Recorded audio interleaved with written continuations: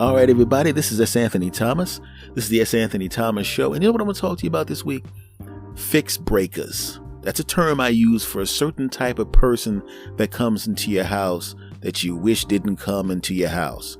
I'm going to explain during the body of the show. I want to say thank you for listening. I want to say thank you for coming back. And are you ready to hear the show? Cool. Let's do it.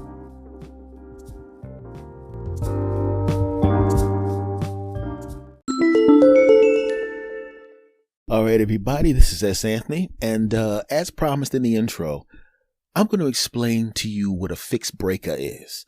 And I always talk about people that are fixbrakers, and to me, a fixbraker is the person that comes to your house, they fix the thing you asked them to fix, but they wind up breaking something else. I call them fixbrakers.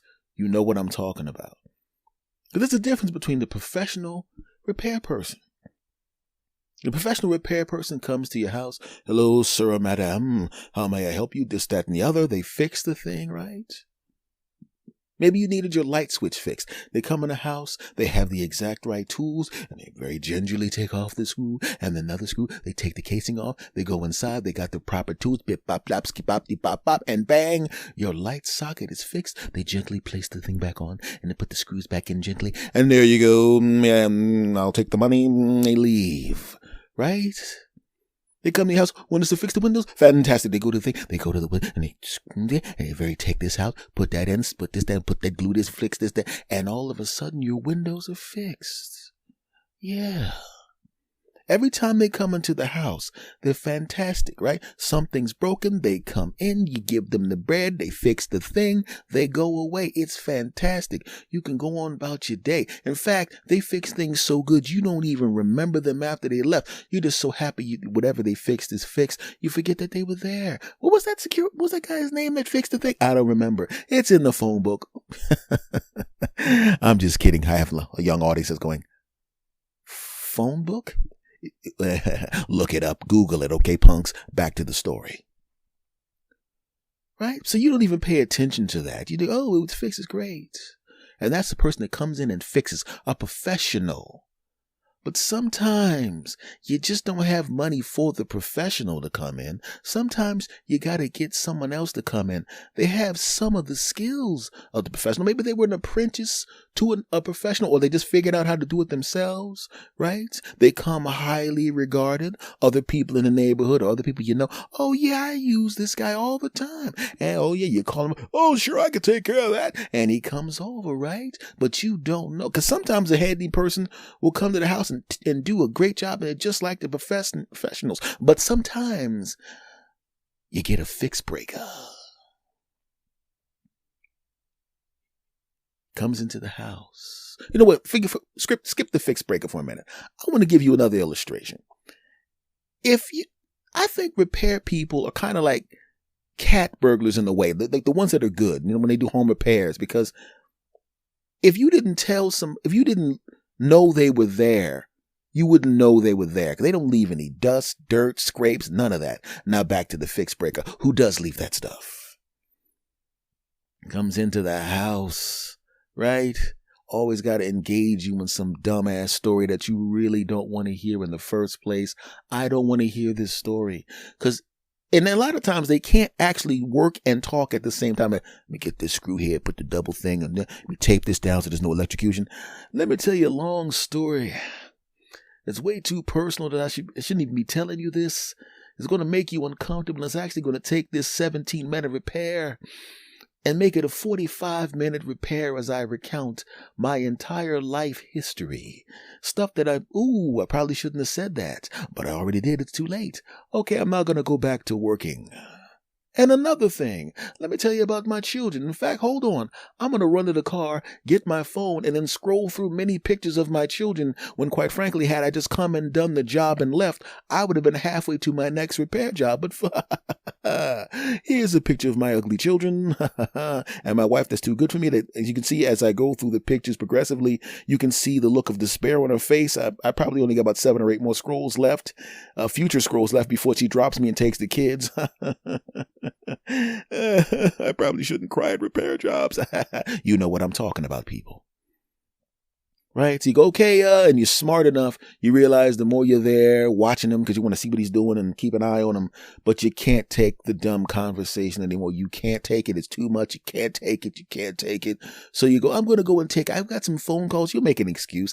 I've got to go to the bathroom. I've got some phone calls, something where you can get away from him so we can get back to work.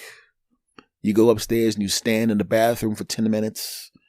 You're listening to him. You're hoping you can hear his tool belt being rustled, meaning he's about to leave, right?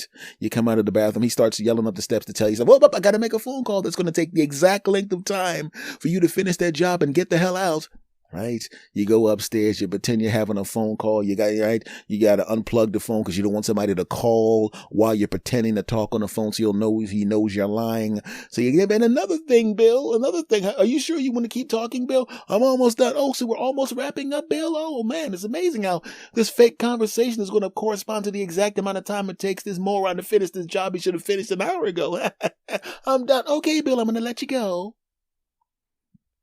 You come downstairs, light switch is fixed or whatever he's fixing. Fantastic. You shake his hand, you hand him the money. He walks out the house. You're going, man, this was great. When those professionals came in, maybe those guys were overcharging me. They seemed nice, but maybe they were overcharging me because I paid this guy 1/4 of what I paid them to do some work. And you know what? I'm going to put his phone number in my phone. I had it on a card and I'm going to call him. He's going to do all my repair work. That was the first work he did in your house. He was still on good behavior. See, the Fixbrakuh doesn't F up your stuff in your house the first time. Oh, no, they don't mess it up the first time. It'll happen on the third or fourth time, right? It's like they always say, when you go out on a date, on the third date, you're going to, you and her are going to, well, it's like that on the third repair with the Fixbrakuh. That's when he decides that you're friends. And because you're friends, he can cut corners a little bit, go a little fast. Oh, that'll be all right. Don't worry about it. That smoke's going to stop in an hour. You know what I'm talking about, right? And that's when the Fixbrakuh reveals himself to be the evil person he is. Oh, yeah. In an effort to get out of there really, really quickly, he decides he's going to work a little faster than he should. Oh, yeah, right? And instead of using the tools the right way, he tries to balance a heavy tool under his arm instead of just, because he's lazy. He just want to. We'll be back right after this short break. And now, back to the show. Bend down. I don't have to bend down to pick that up. I'm going to balance this heavy, sharp tool under my arm on top of this really brand new, refinished wooden floor.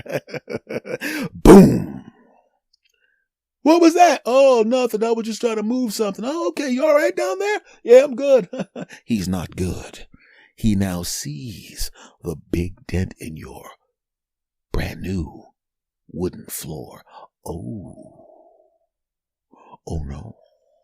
He very quietly slides the lamp over a little bit with his foot. Very slowly slides it over. So you can't hear it. Slides it over, right? It's not much further away than it was. It's not that big of a deal. No, he's not. Their homeowner's not going to notice this big giant divot in their floor because, well, I got the lamp over. And by the time they figure it out, it'll be too late. They'll probably blame the kids. Let me finish this repair as quickly as possible. Blow this smoke away. They don't really need to know. I almost started an electrical fire. Almost. Let me touch the wall, see if it's hot. It's not. Let me smell it. A little smoke detector. Okay, we're good.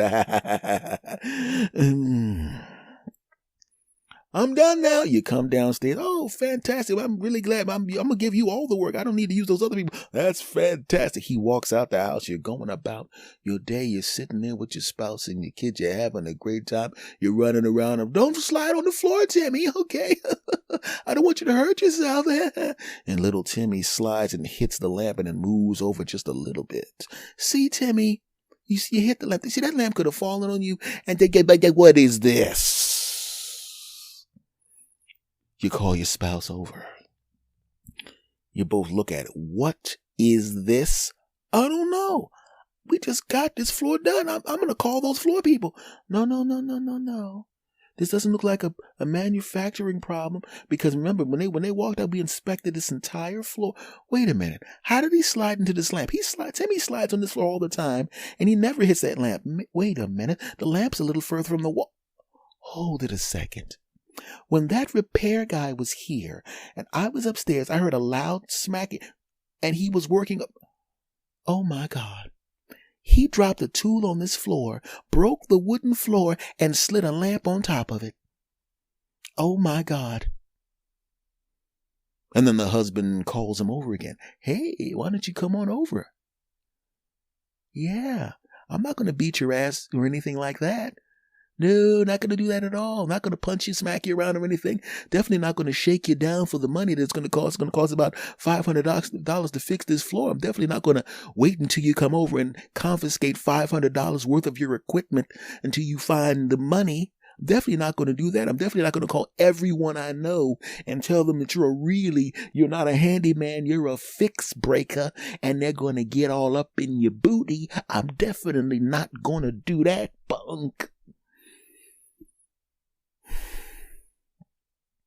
I know that was a weird story, but I've been there before. I've had fixbrakuhs come to my house when I lived in Los Angeles. And this guy would come in and fix one thing and break something else. And he'd come back and fix that thing and break something else. It was a chain of... I'm wondering whether this guy was incompetent or whether or not he intended to break things so we'd have a reason to come back like a jealous ex who's trying to wonder how'd you get in the house? Oh, I just happen to have 55 keys made. Why are your pants off? I was hoping we could have some sex even though you have a restraining order against me. You know what I'm talking about, that bass. I'm a little angry. But it happened to me. And I let him come back over. And I stood there with him the whole time. And I said, fix this. Okay, it's going to cost nothing. But you broke it. I know you broke it. You know you broke it. And if you fix this and don't break anything else, we're not going to have a problem. If you don't fix this, we're going to have a problem. And just so we're clear, by problem, I mean, you're probably going to, I don't know, get a letter from my lawyer. Oh, I didn't have a lawyer. He didn't know that. Guy was an idiot. Oh, okay. We no need to do that. No, I'm not mad at you. Just fix this and get out. And then he fixed it with me sitting right there, making sure he didn't break anything else. And I walked him to the door. I didn't even let him touch the door handle because I was afraid he was going to break that. Oh, no, Jack. And he got out of there. And I never let his punk behind near any of my stuff again. You know what I'm talking about. Right? It's almost like he's a dad and the dents and the scrapes and the stuff in my house were his kids, right? They were like kids. Hi, I'm the dent on the floor. I'm the scraped window. Hey, you look familiar. You look familiar. My dad's the repairman. My dad's a repairman. We're siblings. Yeah, that's what it felt like. So, folks, I know sometimes we have to save a little money. You know, I'm not a rich man. We have to save money sometimes, right? Right? And sometimes if especially if you don't have access to a high level repair person, sometimes you got to get a person that can fix your knickknacks and paddywhacks, But my thing is this, do this. I know that sometimes, it's like I said in the little sketch earlier in this podcast, the person talking and talking and talking, I've literally had to say, hey, dude, love talking to you, but I'm in a hurry. I didn't want to be rude, but I was literally in a hurry. And I wasn't going to leave him in the room again because the last thing I needed him to do was fix the stove and crack the countertops. I've seen that happen. So when somebody comes into your house to fix your stuff, watch them. Because you never know who's going to be a legitimate, handy person or who's going to be one of those devastating fixbrakuhs. And quite frankly, in my opinion, fixbrakuhs suck.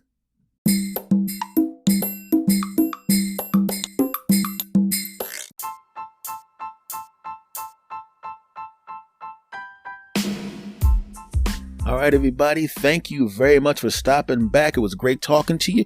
We have fun as always. Thanks for the love you've been showing, my friends. I really appreciate it. And I will talk to you again next time. Take care.